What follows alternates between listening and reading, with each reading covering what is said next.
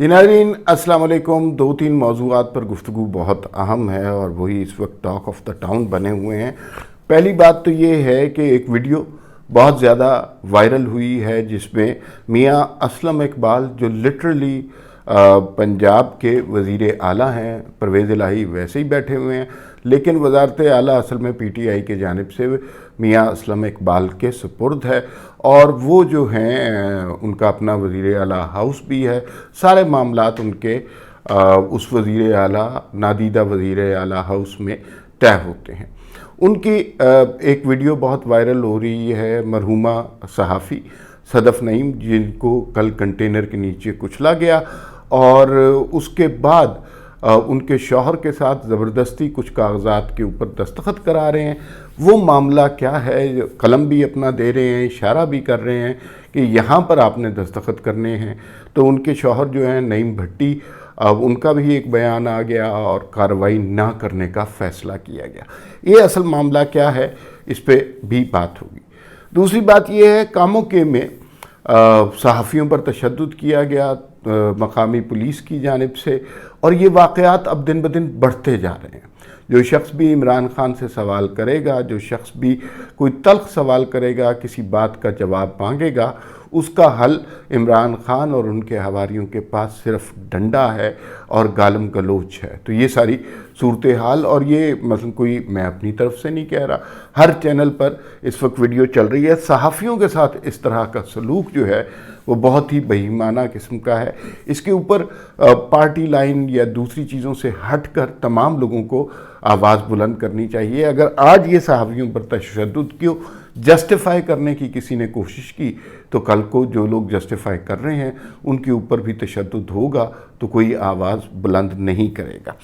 इमरान खान साहब ने मरहूमा सहाफ़ी, जो इनका ताल्लुक़ चैनल 5 से था, वहाँ पर उनके घर पर विज़िट किया। बहुत अच्छी बात है, विज़िट करना चाहिए, लेकिन जिस तरह विज़िट किया वो बहुत तकलीफ़देह अमल है। इमरान खान साहब उनके घर पहुँचे 11:50 पर और 11:54 पर वहाँ से निकल आए। कोई घर वालों के साथ दिलजोई नहीं की गई और एक विज़िट था जो सख्त सिक्योरिटी के अंदर हुआ, सख्त खौफ व हिरास इलाके में क्रिएट किया गया और उसके बाद वो जल्दी से ये कार्रवाई निपटा दी गई। बाहर कुछ सहाफ़ियों ने सवाल करने की कोशिश की कि इसमें किसका कसूर है, क्या आपके गार्ड ने धक्का दिया, क्या उस गार्ड के ख़िलाफ़ कोई जो है कार्रवाई हो रही है, क्या आपके कंटेनर के गिर्द हिफाजती इक़दामात हैं, क्या पंजाब हुकूमत ने आपको सिक्योरिटी ऐसी दी है कि सहाफ़ियों की ज़िंदगी महफूज हो, क्या लॉन्ग मार्च के साथ जो सहाफ़ी कवर कर रहे हैं लॉन्ग मार्च को, उनकी ज़िंदगियों का एहतराम का कोई बंदोबस्त किया गया है। तो उस हवाले से जवाब में सिर्फ डंडे चलाए गए और लाठियां चलाई गई। एक और ख़बर, इमरान खान साहब का एक ट्वीट मंजर आम पर आया और वो ट्वीट बड़ी जल्दी वायरल हुआ, जिसमें इमरान खान साहब ने ये कहा कि मैं 6 महीने से एक इनकलाब का मुशाहिदा कर रहा हूँ और अब देखना ये है कि वो इनकलाब इलेक्शन के ज़रिए नरम खुई से आता है या खून रेजी के साथ आता है। इसका मतलब है कि अगर इमरान खान साहब के मुतालबात ना माने गए, इमरान खान साहब को दोबारा वज़ीर आज़म ना बनाया गया, तो मुल्क में खून की होली खेली जाएगी, घुमसान का रंग डाला जाएगा और लाशें और जनाजे हम सब के मुंतज़िर होंगे। ये इस ट्वीट से मतलब है। इससे रिलेटेड एक और ख़बर बहुत अहम है, वो ये है, इस्लामाबाद हाई कोर्ट में आज जनाब चले गए और वहाँ पर कहा जी कि हमें अभी तक धरने की इजाज़त नहीं दी गई, एनओसी डिप्टी कमिश्नर ने अलाउ नहीं किया। दोनों बातों को गौर से देखिएगा। एक तरफ इमरान खान, कोई और नहीं, मैं आप कोई तज्ज़ियाकार, कोई पार्टी का और बंदा, कोई नहीं, इमरान खान खून रेजी की धमकी दे रहे हैं और अपने ट्वीट में दे रहे हैं। दूसरी तरफ इस्लामाबाद में धरने की इजाज़त मांग रहे हैं। इन दोनों में बड़ा मज़े का कोरिलेशन ये है। कुछ तज्ज़ियाकार, कुछ दानिश्वर ये कहते हैं कि चूँकि लॉन्ग मार्च शिद्दत के साथ नाकाम हो रहा है और उसमें जो है लोगों की अक्सरियत शामिल नहीं हुई, फिर उसके बाद انفارچونیٹلی بہت سے حادثوں کی آماجگاہ بھی بن گیا۔ تیسری بات یہ ہے کہ صحافیوں کے ساتھ تشدد کے واقعات بھی پیش آئے۔ جی ٹی روڈ نون لیگ کا کراؤڈ ہے، وہاں پر یہ لانگ مارچ ناکام ہونا ہی تھا۔ اب آہستہ آہستہ جب عمران خان کو ناکامی نظر آ رہی ہے اور یہ عجیب سا لانگ مارچ ہے، تھوڑی دیر کے لیے ہوتا ہے پھر ختم ہو جاتا ہے، تو انہیں اندازہ ہے کہ اسلام آباد پہنچنے تک تو لوگ ساتھ نہیں ہوں گے، اور جب لوگ ساتھ نہیں ہوں گے تو پھر کیا ہوگا۔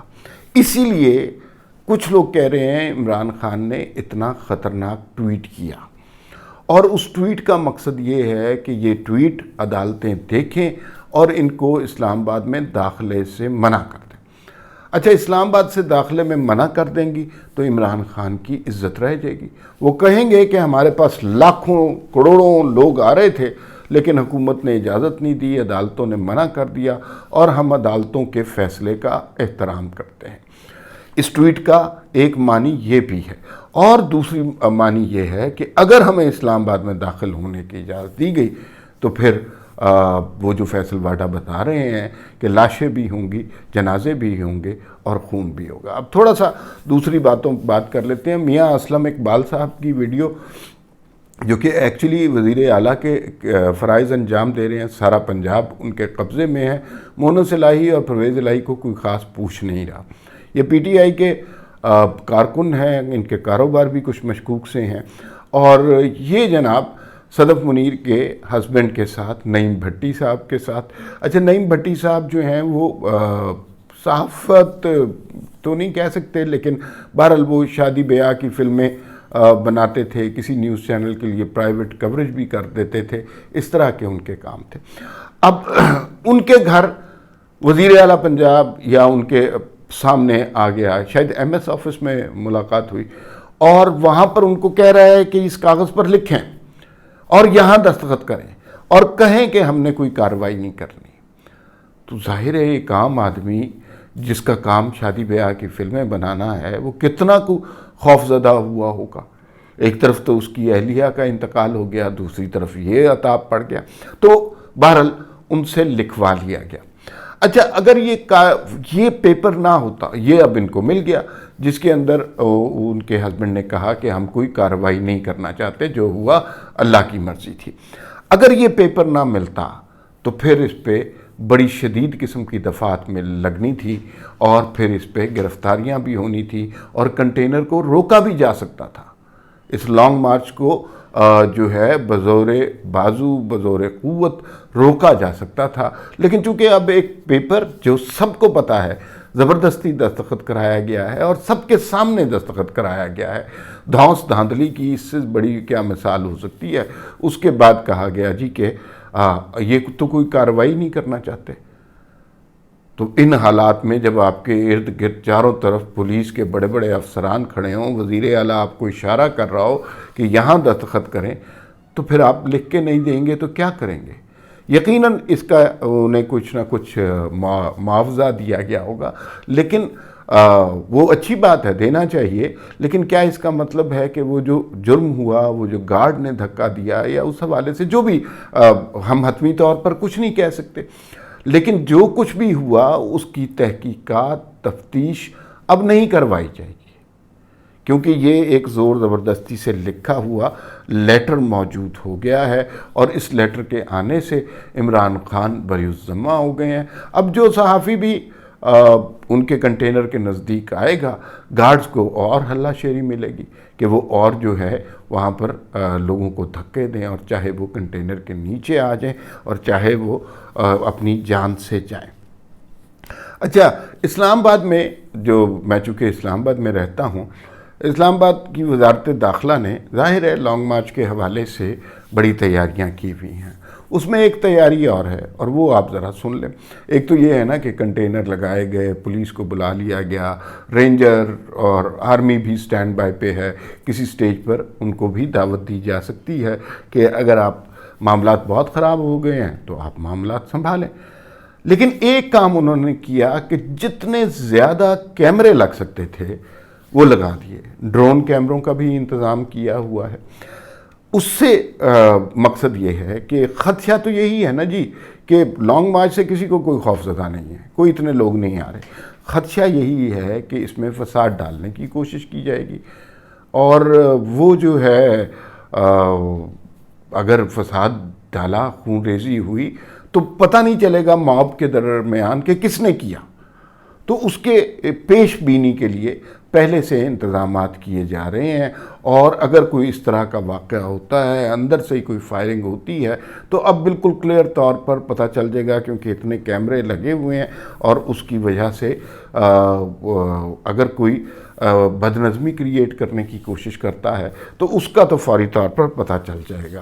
اور اس وقت کیا ہوگا یہ تو موب کے دوران کچھ نہیں کہا جا سکتا، لیکن اس کے بعد وہ شخص ضرور پکڑا جائے گا. یہ اسلام آباد پولیس اور وزارت داخلہ کے خصوصی انتظامات ہیں. عمران خان جس طرح صدف نعیم کے گھر گئے، اس سے تو بہتر تھا کہ وہ نہ ہی جاتے. لوگوں کو بھی ہراس کیا، 3.5 منٹ وہاں پر رہے، نہ کسی سے دلجوئی کی، تصویریں بنوائیں اور وہاں سے نکل آئے. جس سے کل بھی آپ نے دیکھا کہ وہ افسوس کرنا بھول گئے. انہیں بہت دکھ تھا کہ دھرنا ختم کرنا پڑ رہا ہے، منسوخ کرنا پڑ رہا ہے. تو پھر اسد عمر نے کہا کہ بھائی وہ تعزیت بھی کرنی ہے. تو یہ اسی طرح کے لوگ ہیں، بدقسمتی سے ہم پر مسلط ہیں، اور اس حوالے سے ہم تھوڑے سے بدقسمت ثابت ہوئے ہیں کہ ایسے فتنہ پرداز، جتھا پردار قسم کے لیڈران اس قوم کی قسمت بنے ہوئے ہیں. اور سوال ان پر بھی آتا ہے جنہوں نے یہ ہیرا ڈھونڈ کر لائے ہیں، جنہوں نے اس کی پرورش اور پرواہ کی ہے، جنہوں نے اس کو وزیر اعظم جیسا عہدہ تھما دیا، اور اس عہدے کے دوران کیا کچھ ہوا وہ تاریخ کا حصہ ہے. کچھ سامنے آ گیا ہے، کچھ آنے والے وقتوں میں سامنے آئے گا.